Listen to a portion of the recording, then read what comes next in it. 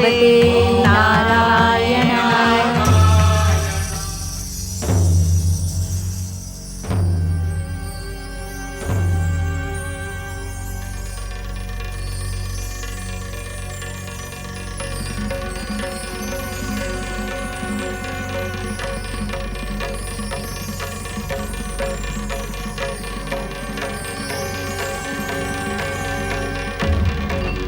क्या बात है राजवैद्य जी? क्या पटरानी सुरुचि का स्वास्थ्य? महाराज, पटरानी का स्वास्थ्य अति उत्तम है। इनकी घबराहट का कारण मानसिक नहीं, शारीरिक है। और अब जो मैं आपको शुभ समाचार सुनाने जा रहा हूं, उसके सुनते ही पटरानी पूर्ण स्वस्थ हो जाएंगी। कैसा शुभ समाचार राजवैद्य जी? वो शुभ समाचार जिसका आप और कंपिला की प्रजा बरसों से प्रतीक्षा कर रही थी। आज इससे अधिक शुभ समाचार हम सबके लिए दूसरा कोई हो ही नहीं सकता। महाराज, पटरानी सुरुचि आपकी युवराज की माता बनने वाली है।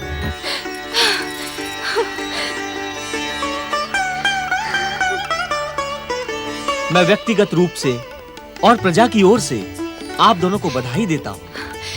महाराज, महाराज, सारे कंपिला राज में घोषणा करवा दीजिए कि कंपिला के युवराज के आगमन का शुभ संकेत आ गया है। प्रजाजन उत्सव मनाए, आनंद मनाए।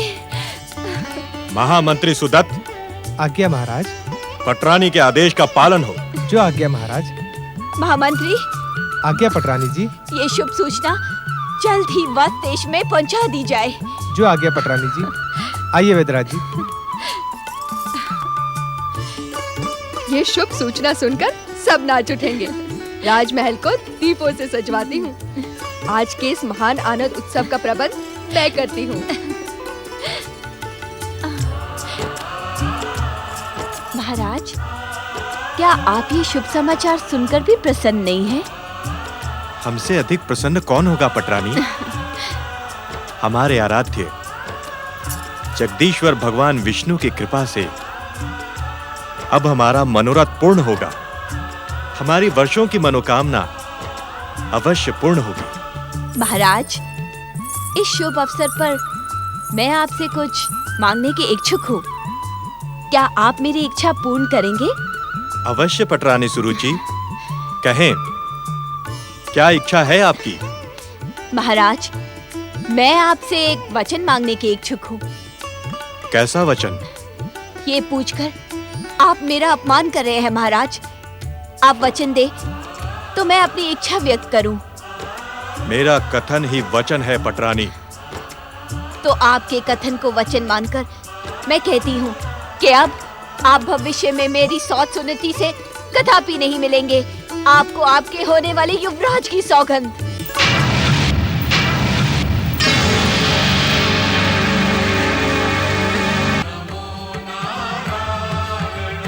ओम नमो भगवते नारायणाय। ओम नमो भगवते नारायणाय। ओम नमो भगवते नारायणाय। ओम नमो भगवते नारायणाय। ओम नमो भगवते नारायणाय। ओम नमो भगवते नारायणाय। ओम नमो भगवते नारायणाय। ओम नमो भगवते नारायणाय। ओम नमो भगवते नारायणाय। ओम नमो भगवते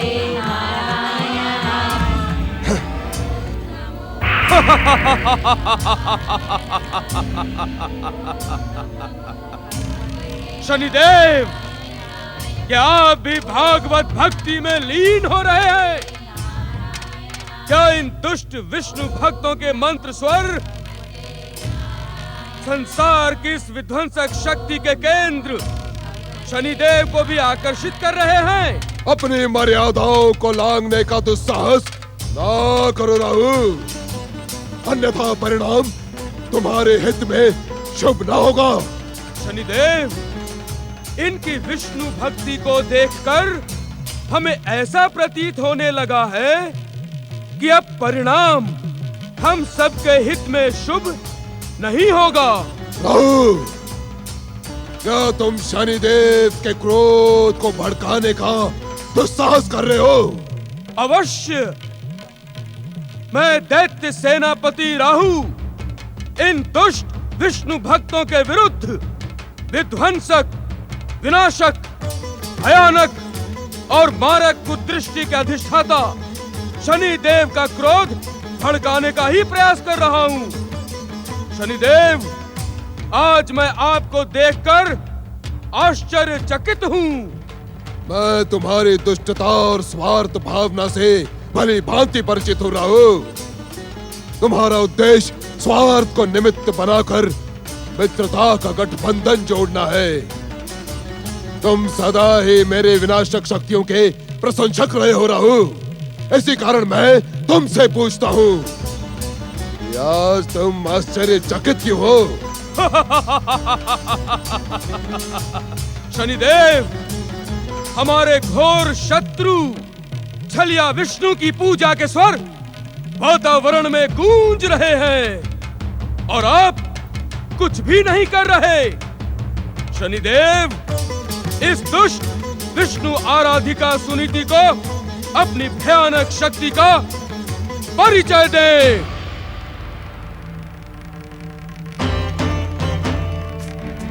शनिदेव, क्या इनकी विष्णु भक्ति के स्वर आज आपको भी प्रिय लग रहे हैं?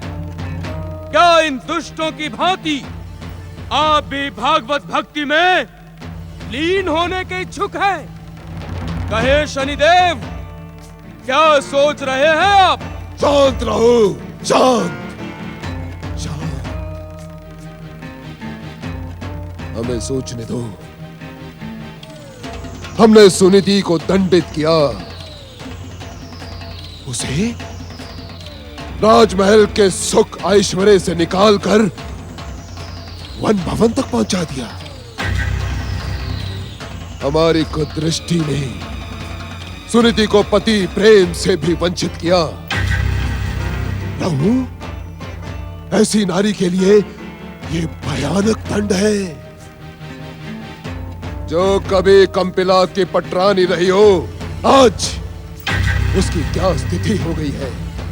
और इन परिस्थितियों में वो गर्भवती भी है। वो गर्भवती है राहु। ये आप क्या कह रहे हैं शनिदेव? क्या सुनीति गर्भवती हो गई है? हाँ राहु, तनिक सोचो, हमने इसके भाग्य को किस प्रकार विपरीत किया। अब वो पूरे गर्भकाल तक सुखों से वंचित रहकर हमारे दिए दुखों को सहती हुई अपने आराध्य विष्णु को पुकारती रहेगी। और वो छलिया विष्णु उसकी सहायता के लिए कदापि नहीं आएगा राहु। ये आप कैसे कह सकते हैं शनिदेव? विष्णु तो अपने भक्तों की पुकार का उत्तर शीघ्र देने के लिए प्रसिद्ध है। क्या तुम सबको स्मरण नहीं है कि समुद्र मंथन के समय दुष्ट इंद्र की पुकार पर छलिया विष्णु ने क्षण मात्र में अपना सुदर्शन चक्र मुझ पर चला दिया था। तो क्या तुम हमारे स्वामी का मस्तक भी उस छलिया विष्णु के सुदर्शन चक्र से कटवा देने के इच्छुक हो? दुष्ट, मूढ़ बुद्धि ढैया, क्या तू जीवित रहने का इच्छुक नहीं? क्या तुझे अपने स्वामी की विध्वंसक और भयानक शक्तियों पर विश्वास नहीं? अरे वो छलिया विष्णु तो तेरे स्वामी के सम्मुख आंख मिलाकर देखने का भी साहस नहीं रखता। और तू उस छलिया विष्णु के चक्र सुदर्शन से मेरा भाग्य विधाता शनि देव का मस्तक काटने की बात करता है। ले अपनी दुष्टता का दंड।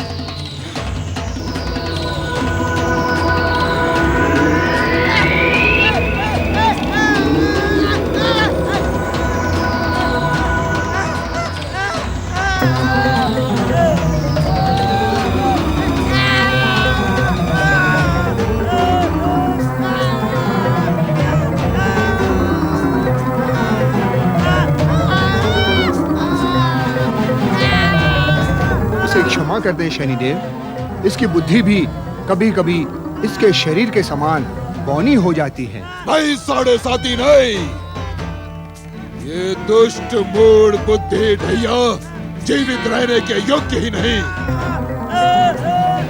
शनिदेव, नीति कहती है कि संकट काल में कभी अपनी शक्ति क्षीण करना उचित नहीं। ढैया आपका परम सेवक है, आप इसे क्षमा कर दें। प्रभु, मुझे नीति का पाठ पढ़ाने का दुस्साहस ना करो। क्या तुम्हें ज्ञात नहीं कि नीति की हर शाखा मुझी में ही तो आश्रय पाती है। इस संसार का समस्त राग द्वेष, छल, कपट, नीति, अनीति, कुनीति, दृष्टि, कुदृष्टि, ईर्षा मेरे ही तो अनुचर हैं। ये मेरे ही संकेत मात्र पर किसी भी व्यक्ति में नैतिक महत्वाकांक्षाएं जागृत करते हैं।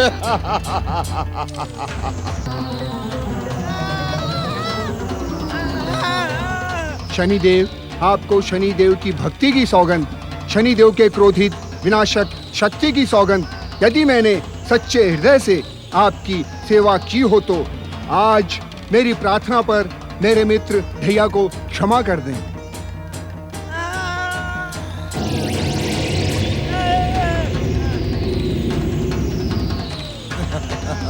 मित्र ढैया, ठीक तो हो?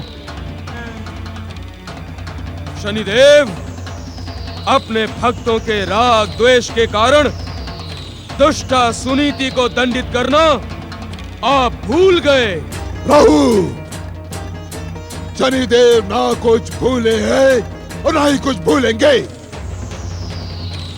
शनिदेव के प्रतिशोध, प्रतिरोध और शत्रुता की भावना कदापि समाप्त नहीं होती। वे जीवित ज्वालामुखी की भांति सदा सदा के लिए धधकती रहती है। साढ़े साथी, आज्ञा स्वामी। तुम इसे समय इस दुष्ट ढैया को लेकर सुनीति के समीप शनि भक्त साधुओं के वेश बनाकर जाओ और उसे भयभीत करके कहो कि वो पूर्ण समर्पण से शनिदेव की आराधना प्रारंभ कर दे। यदि उसने ऐसा न किया तो शनिदेव का क्रोध भयानक कुदृष्टि बनकर उसे भस्म कर देगा। जाओ। जो आज्ञा स्वामी।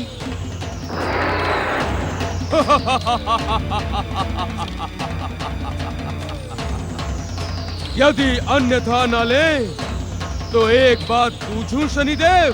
तुम्हारी बातों में अन्यथा लेने योग्य कुछ होता ही नहीं। रहो, कहो क्या कहने के इच्छुक हो? शनिदेव, क्या सत्य ही आप विष्णु की शक्ति के समक्ष भयभीत हो गए हैं? रहो, क्यों अपने स्वार्थ सिद्धि के लिए हमारे क्रोध को जागृत करने के इच्छुक हो? क्यों? हम आपके शुभ चिंतक और प्रशंसक हैं शनिदेव। महासम्मेलन में आपका साहस देखकर हम सदा सदा के लिए आपके दास हो गए थे, किंतु आज इस दुष्ट विष्णु भक्तिन सुनीति के घोर अपराध को इतना कोमल दंड देते देख हम आश्चर्यचकित हैं। हमें व्यर्थ उत्तेजित ना करो राहु। हमें भली भांति ज्ञात है कि हमें क्या करना है और क्या नहीं। हम किसी को बार बार दंडित करने से पूर्व उसे एक बार सावधान होने का अवसर देते हैं। शनिदेव, विध्वंसक शक्तियां इस प्रकार किसी दुष्ट को अवसर नहीं देती। वे तो अपने प्रहार से दुष्टता करने वाले को सदा सदा के लिए समाप्त कर देती है। दुष्ट और अशुभ शक्तियों के अधिष्ठाता रहो। विध्वंसक शक्तियों के क्रियाकलाप का तुझे क्या ज्ञात? जा लौट जा यहाँ से। मुझे तेरे परामर्श की आवश्यकता नहीं है। आप मेरा अपमान कर रहे हैं शनिदेव। तो अपमान के योग्य है स्वार्थी रहो। अर्थात आपके अहंकार को मेरी शक्ति और परामर्श की आवश्यकता नहीं। ठीक है, आज के पश्चात मैं आपको परामर्श देने कदापि नहीं आऊंगा। दुष्ट, स्वार्थी रहो। इस संसार की विध्वंसक, विनाशक, भयानक और मारक शक्तियों के अधिष्ठाता शनिदेव को किसी के परामर्श और सहायता की आवश्यकता नहीं है। मैं अपनी इच्छा मात्र से इस संसार की महान से महान शक्ति को अपने चरणों में झुकाने में सक्षम है। प्रभु, मैं शनिदेव हूँ, शनिदेव।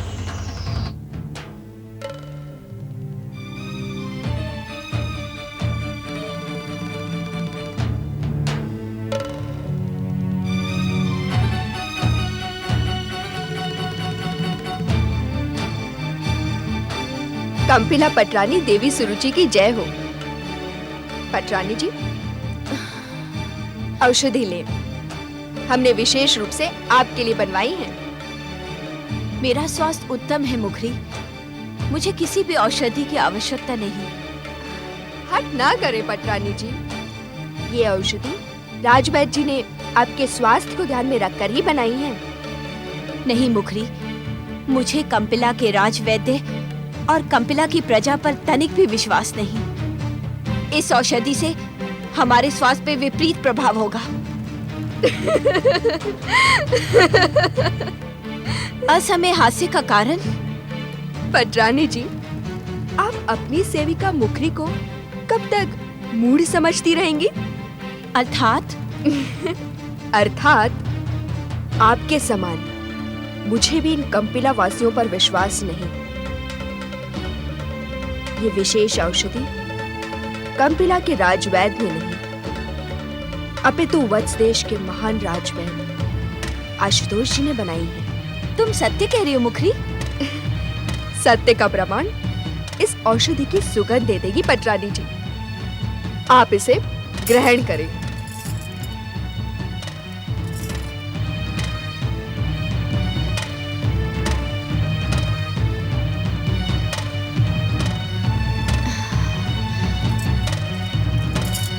इसका सेवन करते हुए मुझे ऐसा प्रतीत हो रहा है मुखरी कि जैसे मेरा स्वास्थ्य शीघ्र ही ठीक हो जाएगा। आपकी प्रसन्नता के लिए हमने एक और उपाय खोज लिया है। कैसा उपाय? तुम सब दासियां पटरानी जी के महल के बाहर चली जाओ और जब तक आदेश न दिया जाए भीतर आने का दुस्साहस न करें।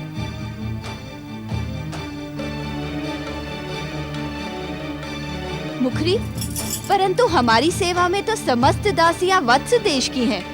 फिर तुम्हारी सावधानी का कारण क्या है? पटरानी जी, जब हम कंपिला के सेवक सेविकाओं को धन देकर अपने पक्ष में कर सकते हैं, तो क्या वत्स देश के सेवक सेविकाएं धन के लोभ में हमारी गुप्त योजनाएं दुष्ट महामंत्री और महाराज तक नहीं पहुंचा सकते? दिन प्रतिदिन तुम चतुर होते जा रही हो मुखरी। ये वत्स देश के जल और आपकी कृपा का परिणाम है। बता, तू कौन सा उपाय बता रही थी?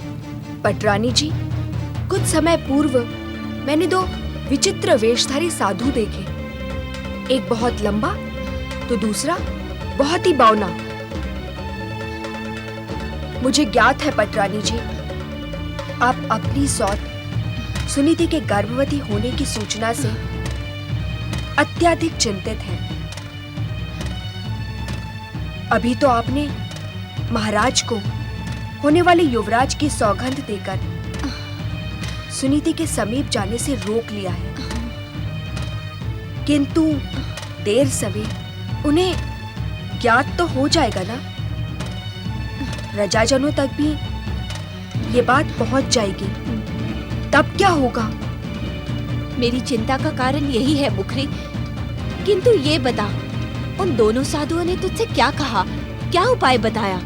उन्होंने कहा कि अपनी पटरानी से कहो कि शनिदेव की निरंतर आराधना करे। शनिदेव की कृपा से पटरानी के समस्त शत्रुओं का सर्वनाश हो जाएगा। मुखरी, तू मेरी सबसे प्रिय दासी है, किंतु तुझे भी ज्ञात नहीं, आज मैं अगर कंपिला देश की पटरानी हूँ तो शनिदेव की ही कृपा से। ये आप क्या कह रही हैं पटरानी जी? मैं सत्य कह रही हूँ मुखरी। विवाह के पूर्व भी मुझे इसी प्रकार का संदेश प्राप्त हुआ था। तू एक काम कर, शीघ्रता से जाके महल के उद्यान में एक गुप्त स्थान की खोज कर। मैं कल से शनिदेव की आराधना प्रारंभ करती हूँ। जो आज्ञा पटरानी जी। किंतु स्मरण रहे, इस बात की सूचना महाराज अथवा किसी को भी न लगे। आप निश्चिंत रहे पटरानी जी, शनिदेव की कृपा से ये कार्य शीघ्र होगा। हमें पूर्ण विश्वास है विनाशक शक्ति के स्वामी शनिदेव हमारी हर चिंता का अंत करेंगे। जय शनिदेव।